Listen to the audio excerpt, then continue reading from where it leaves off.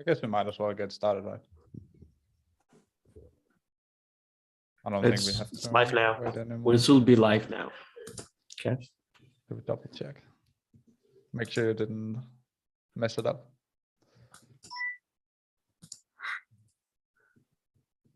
Yes, we're live. Yeah. I cannot listen to myself. I can't have the stream going at the same time I'm speaking. It's weird. All right, so hello everyone. Welcome to another 3.0 Spec meeting. Before we get going with the agenda, just a quick reminder that if you're watching on YouTube, Twitch, or any of the other platforms, you can join live as well in the discussion here on Zoom. I think let's see if I can share it. There you go.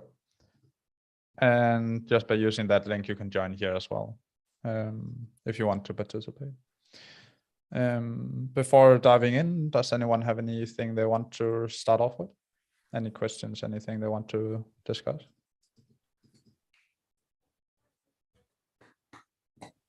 No? All right. Floor is yours, Fran.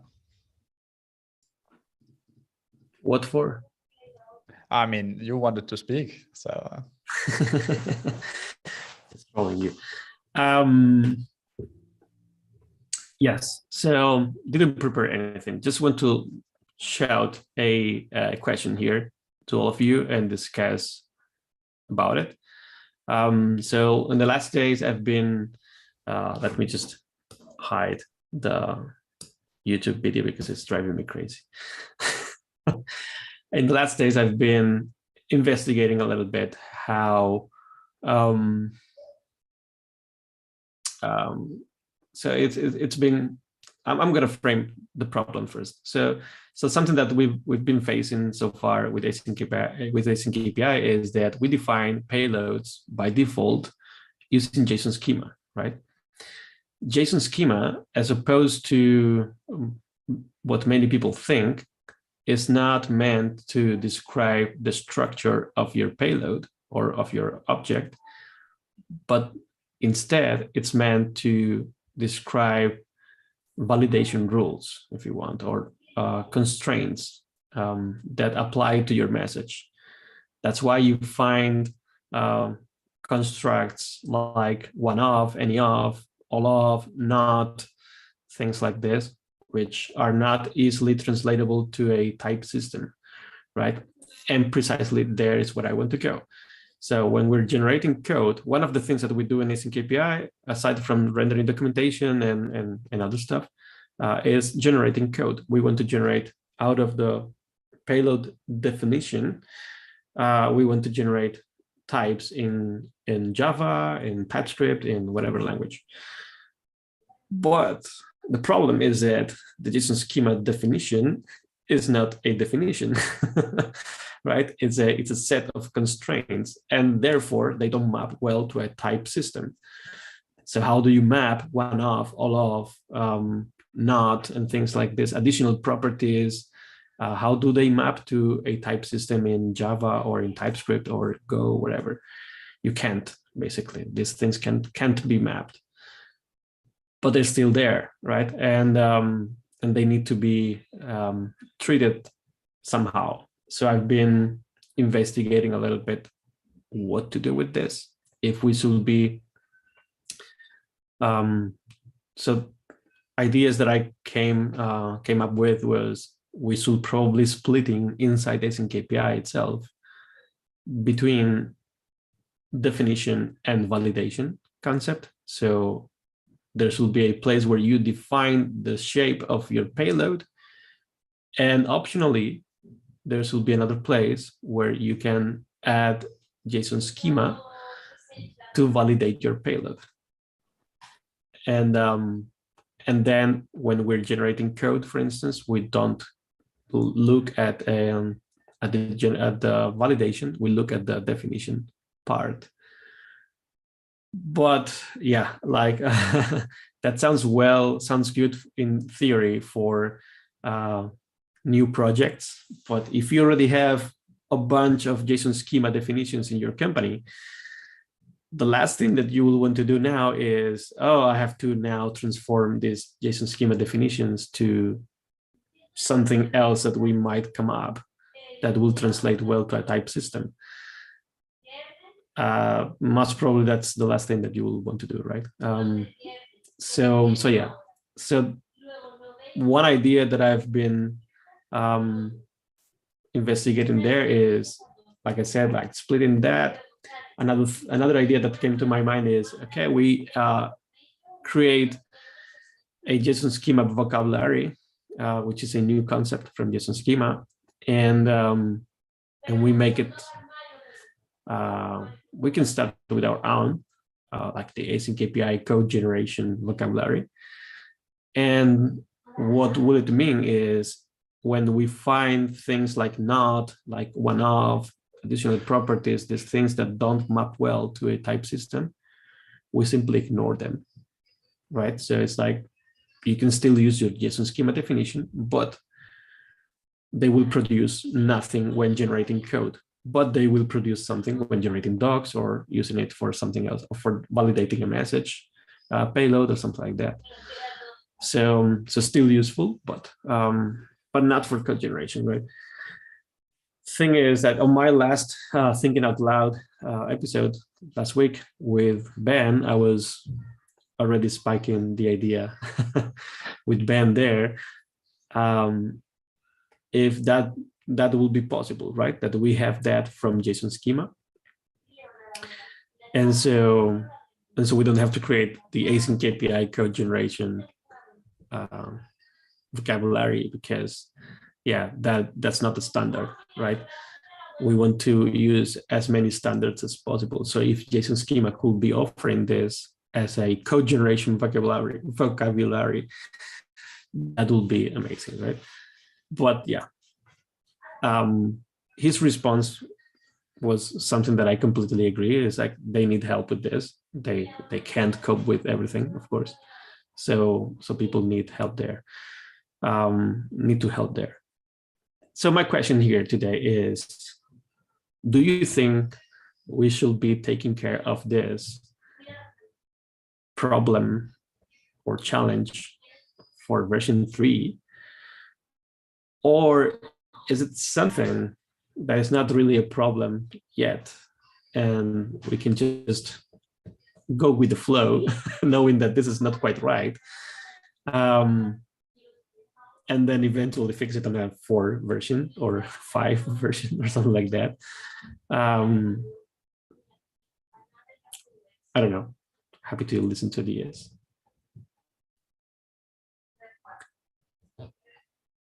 Does it make sense? If something is not clear, just let me know.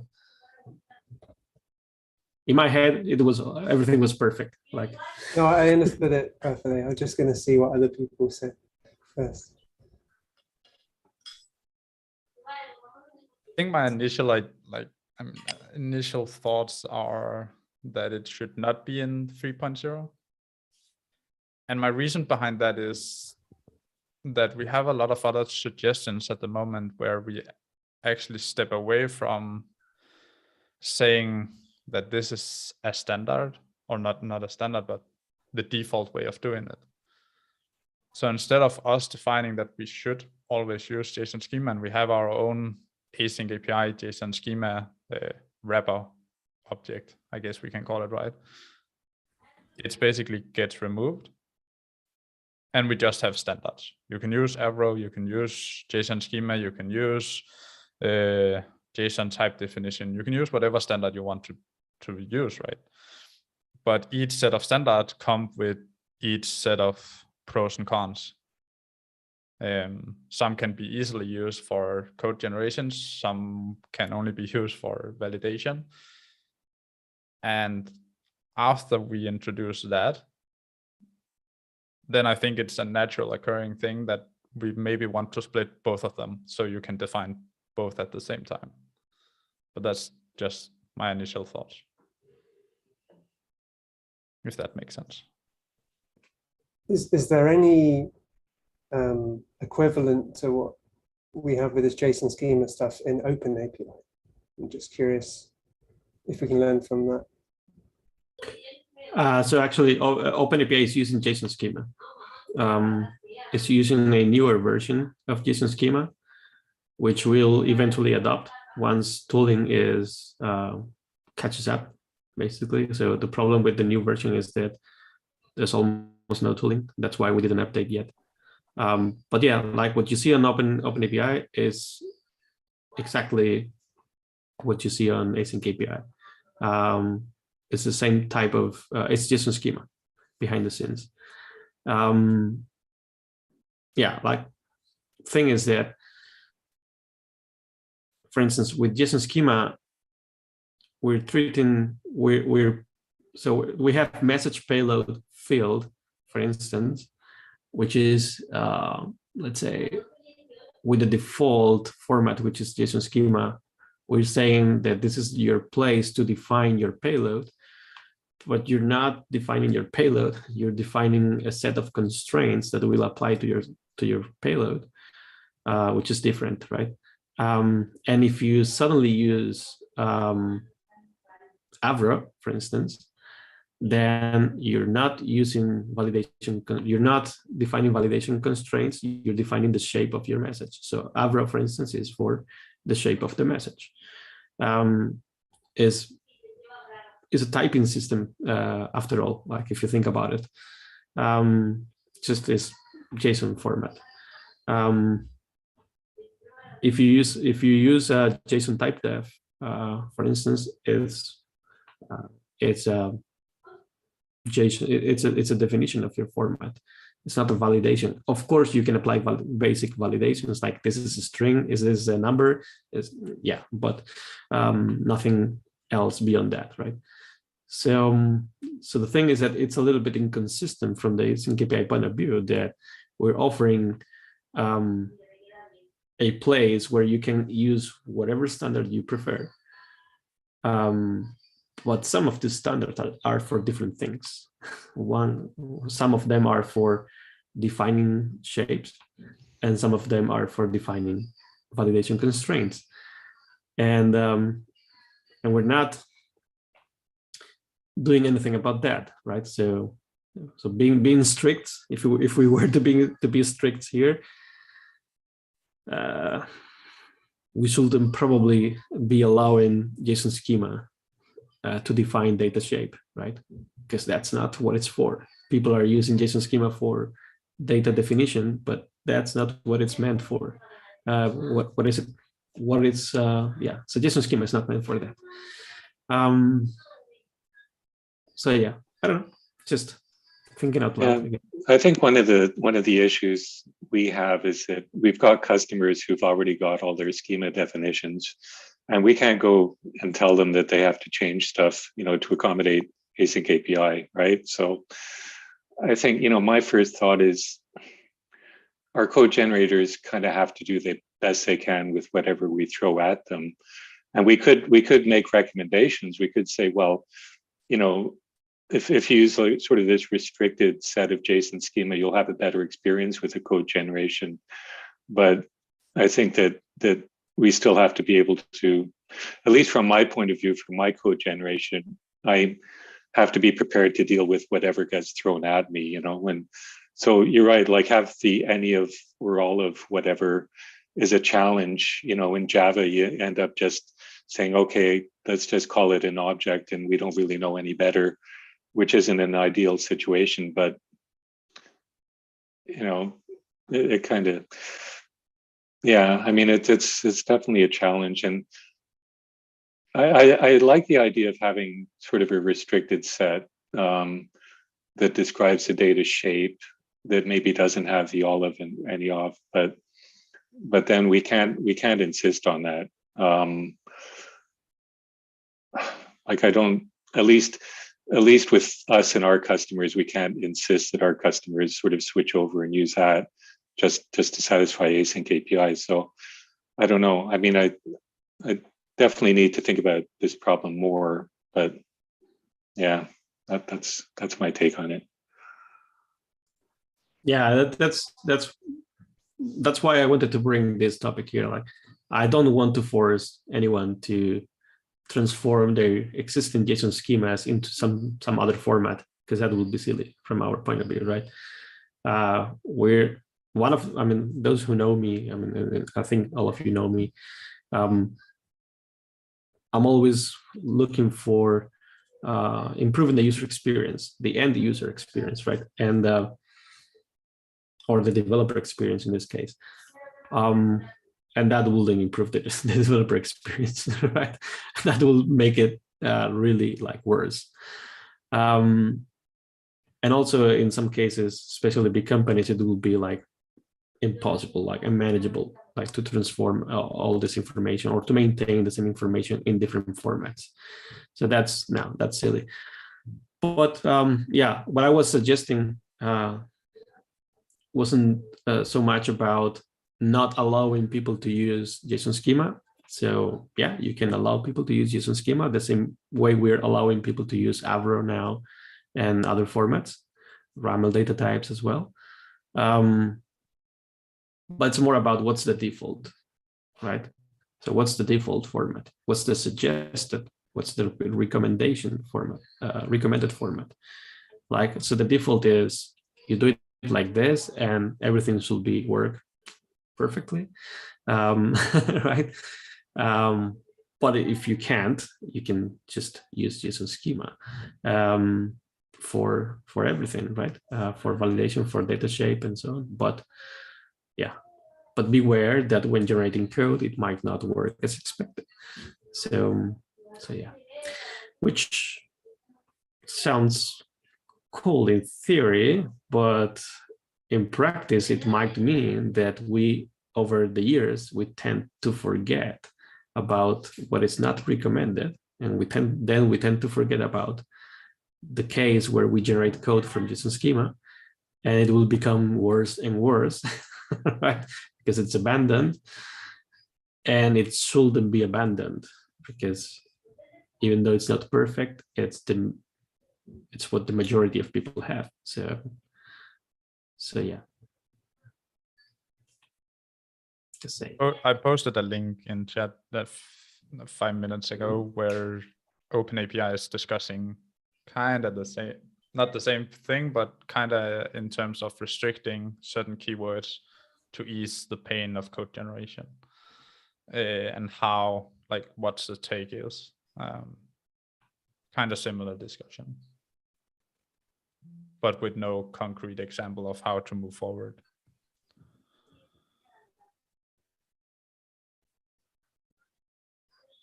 Sorry, I was reading Sergio's message on the chat, and I was trying to understand what he said.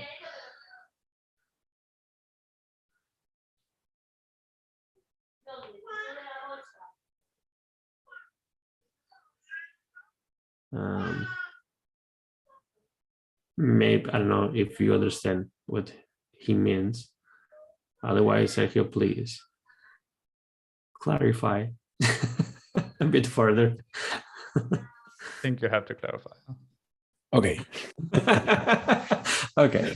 Yeah, it feels weird because probably you read whenever, after a few minutes, but forget about the first one. I'm just, whatever I said about the keywords. So I'm just confirming what Jonas said. Well, he posted this link basically, which I didn't read.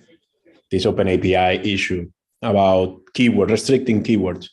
And what I was saying is that maybe the motivation for moving forward or out of JSON schema for model declaration or type declaration is more on the developer side rather than the user, right? Mm-hmm. Because most of the pains, for example, upgrading from one version to the other. Sorry, because I've been working. It's an example is this, right? A keyword that we don't use. Tons of keywords that we don't use. And that's all I can say because my kid is here asking for some food. So I'm sorry for this intervention. No problem. No problem. Yeah, actually the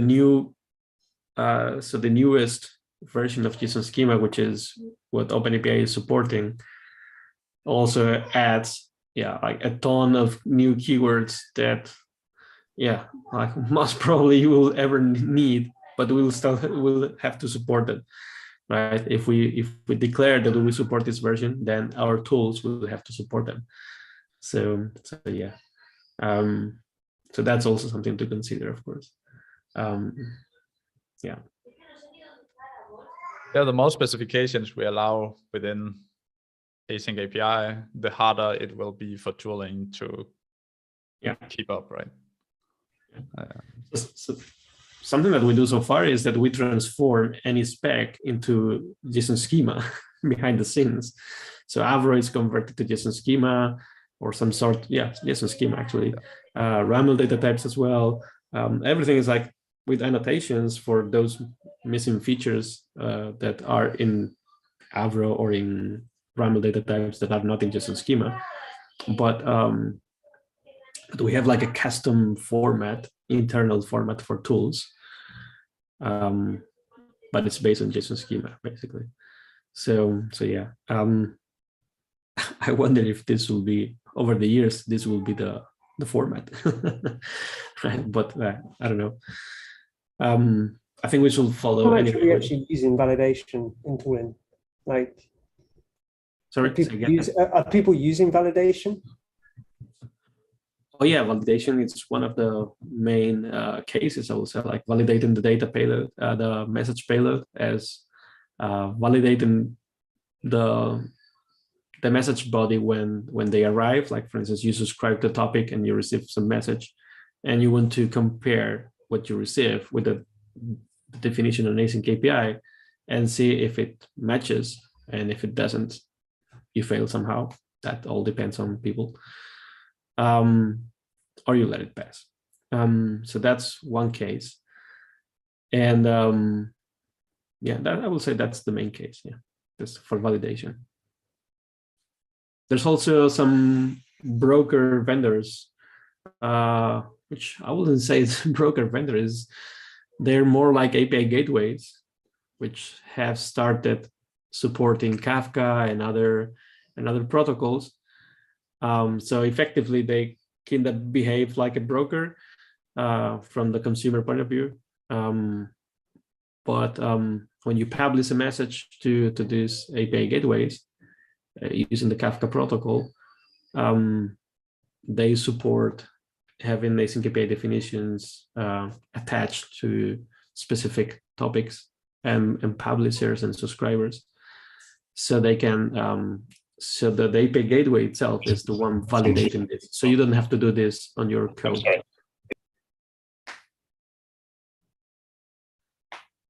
Right. So that's I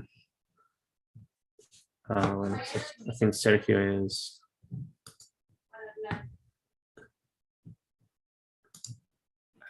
Okay. Cool. I was hearing some noise and I wasn't sure where was it coming from. So yeah, so the thing is that there's another case for validation, which is they're like happening on API gateways or brokers. So you don't have to do this in your code, right?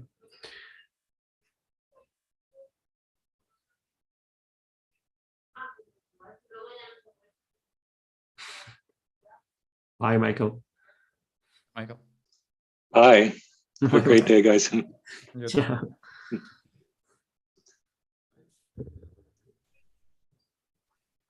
So that's the main case for validation. Yeah. Also, for instance, Glee, the framework that we created at Async API, one of the main points or selling points is that you can forget about these things because the framework will use the Async API definition to validate this information for you, right?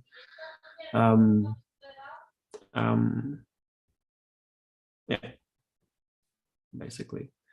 So do you think there'd be any complications in taking, I don't know, some gnarly JSON schema and converting it to a schema registry, like in Kafka, a schema, be it Avro or JSON or Protobuf? would there be cases where it's very complicated to do that? Well, there will be cases where there's not even a schema registry, or there couldn't be any schema registry involved. Like, as far as I know, I think not all schema registries, or not all products support the uses of schema registries, right? So, for instance, say you are, I don't know, using MQTT with Mosquito or something like that. As far as I know, there's nobody's using schema registries while providing MQTT broker. Maybe Solaz, I don't know. Who knows? But the thing is that depending on the protocol, there might be the possibility to have a schema registry involved doing this validation and delegating this to the schema registry. But in some other cases, it will not be possible. That's the thing. And as far as definitely some experience, interest. I've seen some interest for people, like, so I'm coming from a Kafka perspective. I've seen interest in provisioning. So that would be taking a spec and then auto-generating schemas in the Kafka schema registry. People are interested in doing stuff like that. So. That I don't know. That more than that, I will say, like, I think there's interest in people integrating async API with the schema registries. So not generating what you define on async API, not cloning what you have in one place into another, but more like telling async API directly access the schema registry to grab the format, the JSON schema definition or the Avro definition, or that we have seen it. We have seen it done. Like there are people doing these things. So in JSON in async API, you can just use the $ref and point to a schema registry URL, so that you don't define the data yourself in the async API file. You define it on the schema registry, right? Oh, okay. So yeah. But still, like, from a code generation point of view, it will have to access the the schema registry, download, let's say, JSON schema definition, and then you have a problem because, yeah, it's not meant to be for code generation. It's more, or for data definition, but more for data validation definitions. Which question, Jonas? It's a bit unrelated, so just finish the discussion. Okay. Okay. You're the host here, so. I don't interrupt. That would be what's called unkind. No, but it's following Sergio's thought about, like, where is the problem exactly? It's actually not when you design your APIs that you want to split these definitions, like defining the structure of the message payload and then validation. It's not really from a design point of view that's the problem. Mm-hmm. The problem is in tooling. So yes. My question is, would it make sense to change the tooling to better support these cases and automatically handle this, so it provides, for example, both of them, instead of adapting the specification to allow you to define these things? Mm-hmm.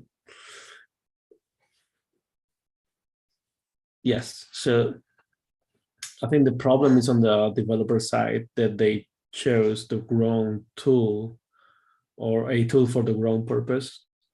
Thing is that this mistake is very common and broad, so many people are using it for that.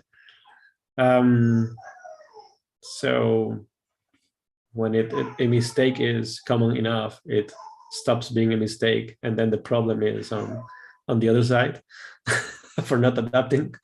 So Ambitious. could be like this. That's the problem, right? That's why I said, like, maybe what if we should encourage something is more from the from the perspective of what's the default way of doing things. It's not that we don't support it, we should still support it, but we should be recommending people to do things in a different way, or to use different tools for different things, right? Or we just, like I said, like we go with the flow and adapt ourselves and do the best we can. And once we have like a massive amount of people complaining that this is a problem, then then we change it. But I mean, we already realized that this is a problem. We already got complaints, soft complaints like this is weird. Just mentioned this is weird. But I fear that if we make it grow and we go in this direction, this problem is gonna bite us hard in the future, like Publish and Subscribe did, and that's why. So I'm trying to put it in a balance now. Like, is it like really early decision, early, or like, are we like taking care of something that is not a problem yet and might not even become a problem in the future, or is it already a problem and we should act now? So yeah, that's something that I want to bring. That's why I wanted to bring this conversation, right? Because I couldn't figure it myself alone. Like, I was super confused. Like, this is too much. Yeah, it is confusing. I mean, that's why we're having the discussion, right? Yeah. But it's also to follow what Michael said, that regardless of whether we fix it for version 3 or 4, yeah, we're gonna have this problem with older specifications for a while. Yeah. And in order to solve that, we have to solve it at the tooling level. Because if we fix it at a tooling level, and where we interpret whatever specification you use for defining the message payload, as long as your tooling have access to the to both validation rules and a definition of the data structure, if tooling have access to those two things, the problem more or less goes away. Yeah. Right. More or less. Yeah. More or less. But as best there as will we be can, edge right? cases. There will still be edge cases, and like, but without yeah. a doubt. Yeah. But that could coincide with changing the spec. So maybe instead of changing the spec for now, maybe it's better to focus on the tooling and how we can accommodate this problem, right? Or solve it in that level. So that's what you're saying is probably like my suggestion, that we make it clear that when generating code, we interpret JSON schema this way. Like, we ignore this, or you should be ignoring this. Or maybe we can even put it on the spec. Like, if you're building, if when building tools for, or when processing the message payload, you should process it as when generating code out of the message payload, you should process it as whatever vocabulary we come up with. Still in the spec, just a paragraph saying that, hey, if you're building a tool, remember that you shouldn't support every keyword in JSON schema for generating code, because that's going to be impossible. Not because there are a lot, it's just because they're impossible. It's impossible to generate types out of a one of or any of, for instance. So yeah, like, we make it clear, like, if you want to generate code, or you're building a tool to generate code, you should follow this. this guide here somewhere. Yeah, and I think we can utilize the parser API as well, like how we define how parsers should interpret payload and make it available for tooling. Yeah, I think we can try and mix match that, probably the best way to go forward. Maybe. I have the feeling that we will make our lives easier, especially for you, Jonas, working on Modelina. Not having to support all the JSON schema will always be there as an input, so I will have to interpret it some way or another. No, that's fine. I mean, if you ignore some properties, that's easy. Yeah, but I can only do it in async API. If I get provided a core JSON schema, I need to interpret it differently. You can change this in Modelina as well. Like you can change it. Like when you're writing code out of JSON schema, we follow this vocabulary. Oh yeah, I mean that's true. That would make it easier. What can you do other than that? Like can you best effort? Huh? I think you can do it. The flag, like Lucas said. The flag, yeah. And a flag, yeah, that's true.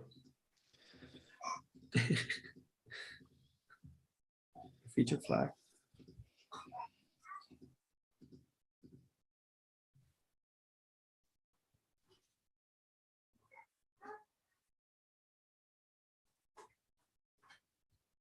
Does anyone else have any last comment for this subject?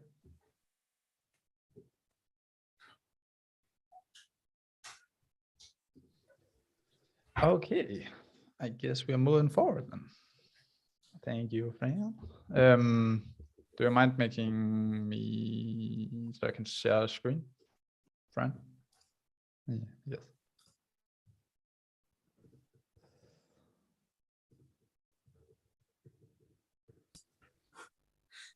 Thank you. I think it's this one. So in order to move forward with 3.0, you kind of need a branch that you can target your changes to. And this revolves around the parser and the JSON schema, the async API JSON schema repository. We have had a bit of discussion about what those branches should be called. Maybe I should share the issue as well.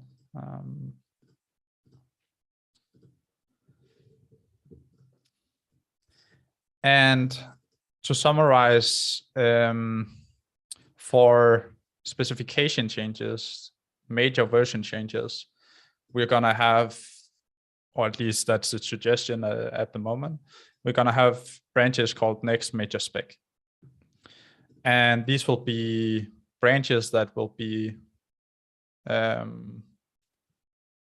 what's it called, like released alongside everything else as a pre-release branch, meaning that you can take it into testing and you can use it in all other libraries that you want.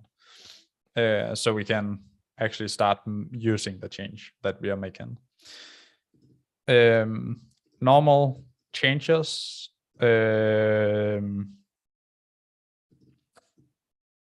for example, for the next release in, I can't remember when is it, next month, right? I think, yeah. For minor releases, we're going to use next spec branch. And since nobody has disagreed, and if you have something I've thought about whether we should do this or not, now is the time, because we kind of need to set it up for this next major version, right? So otherwise this will be set up probably, I don't know, next week, I would suggest. I'm not sure, Lucas.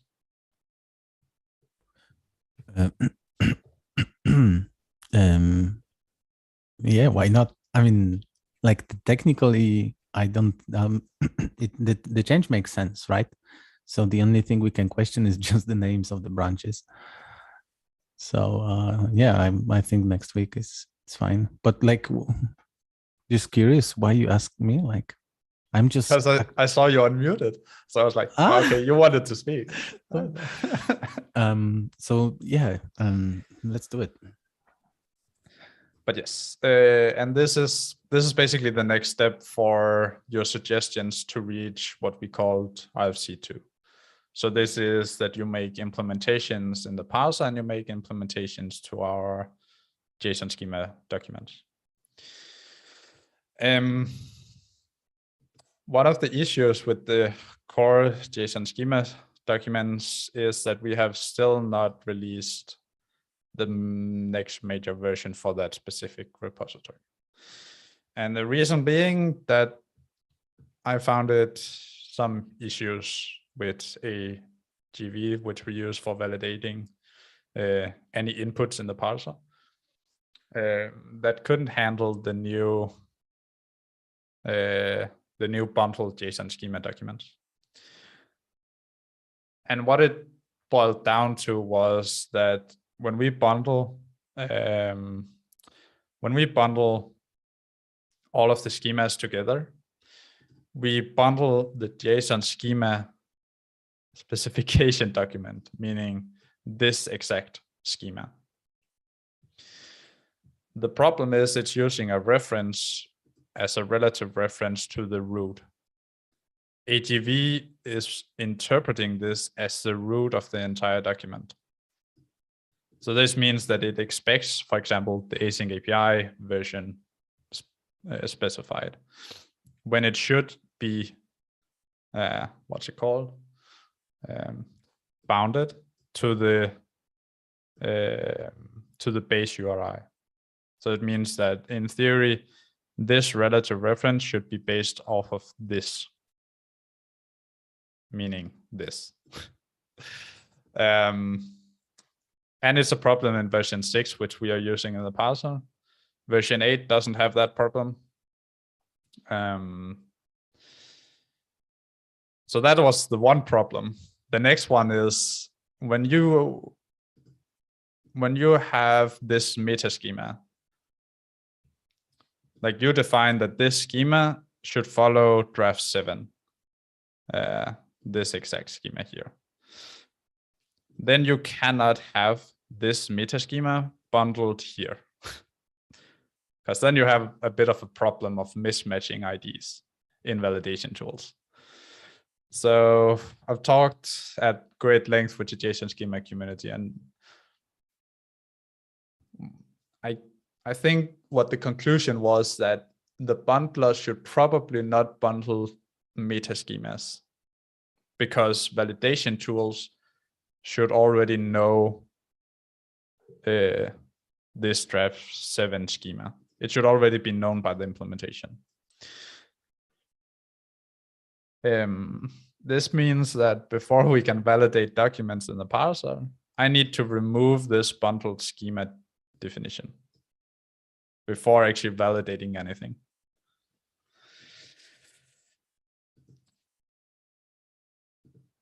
And I think that is more or less the solution. So even though I suggested upgrading, I don't think it's really necessary at the moment to solve this problem. And this technically doesn't really affect us at the moment, but it will, like if this gets fixed, it will break other implementations and another major version of this library needs to be made, which is kind of sucks, but it kind of is what it is. We have found, I think, the version of the bundler that we use. So even though that they fixes this and changes this behavior, we will still have this bundled together in version 3 of this library.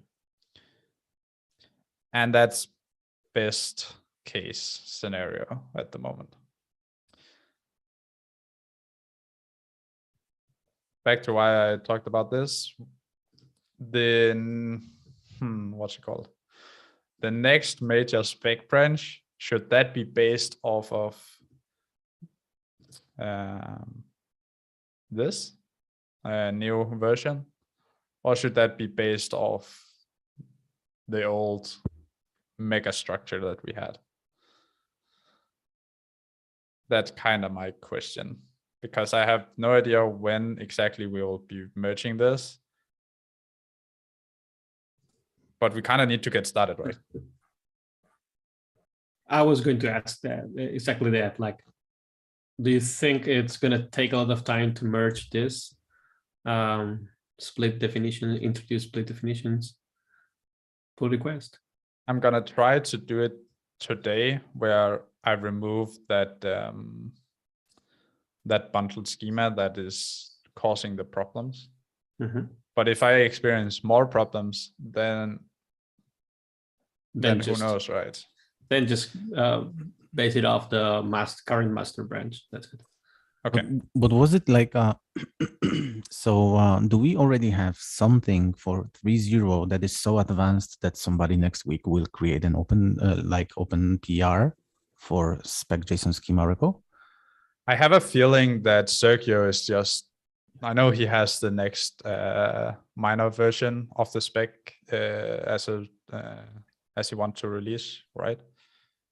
But I think many of the changes that Fran suggested from the spec confusion is kind of just in waiting, because there is no branch to target the changes. Mhm. There's no way forward. Yeah. So I would say yes, but yeah. And as Sergio says, for the 2.4 changes, the split versions wouldn't be there. He will target the old version. So we will have to. So we have time, basically. Yeah. Time is relative, but yes. Because I like for 3.0, any change, I don't think anyone will jump directly into spec JSON schema changes. First, it's a PR on a spec, right? To show how the document changes with suggested changes. So we have time, we don't have to rush. And yeah, it's not a must-have for 2.4. I would also prefer to have it, because it's easier for you maintainers to review the changes that's been done. And when we are making breaking changes, it can quickly get out of hand, right? Yeah, so but for 3.0, we will have big changes. For 2.4, yes, exactly. It doesn't matter much. It's not pain. Yeah. Okay, so I guess I will try to see if I can get through with the implementation today. But otherwise, let's see if I run into problems. Maybe there isn't one, and we can easily merge it this week. But yeah, let's try and see if we can't base the spec 3.0 off the new split definitions. That would be preferred, I think.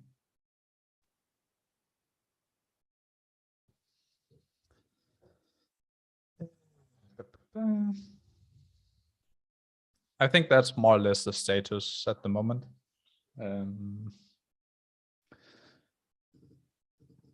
Regarding the spec 3.0, it will also, of course, make a lot of breaking changes to the libraries themselves. For example, the parser will have a breaking change in its API in order to do this.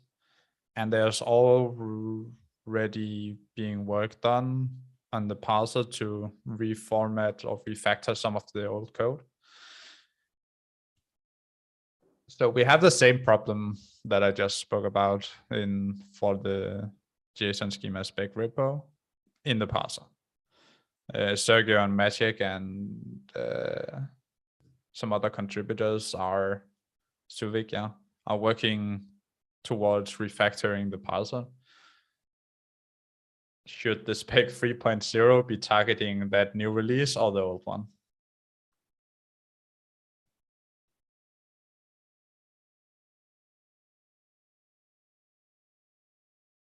Because I'm not sure how far you are, Sergio. So it's kind of hard to say what makes sense.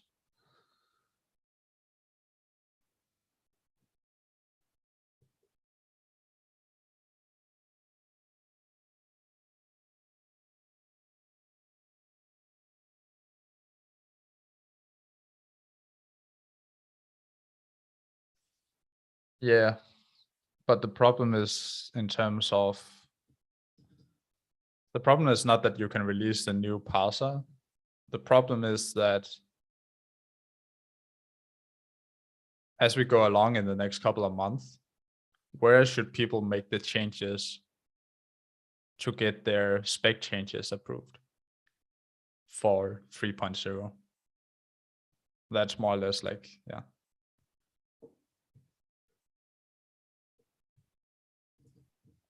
Well, they should do it in the next major spec, right? Yes, but should that next major spec be based off the next major branch that is already underway, but it's not finished, right? So it's a work in progress at the moment. Or should it be based off the old branch that we have in master? In my opinion, contributors should not care if we are doing a major refactoring of the parser or not. So they we should base it on the master, and then it's up to the one that refactors the parser to port the current implementation from next major to the new parser. Otherwise, we're gonna block each other. Like, doesn't make sense. Put pressure on us. And from DX perspective of the contributor, like, they should not care really.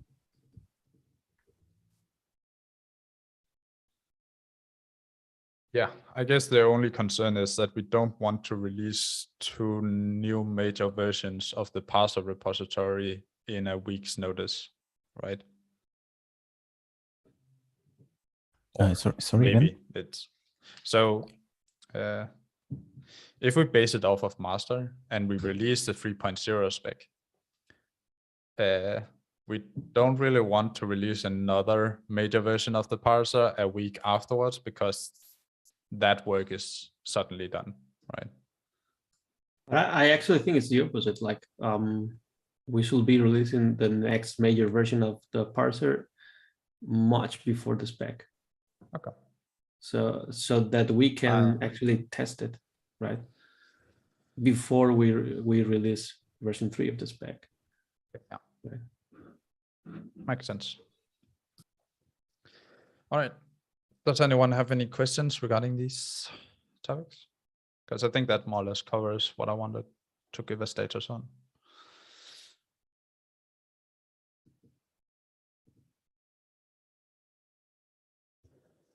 Does anyone have any other questions? Anything they want to discuss? We have 2 minutes until we are running out of time. Yep. All right. Thanks, everyone. I guess we can end early, so you two have a few minutes before going live again. Yeah. So we're going on thinking out loud now in 1 minute. 2 minutes. So yeah, thanks everyone. Thanks for Bye-bye. participating. Yeah. Yeah. Thanks. Bye. Bye.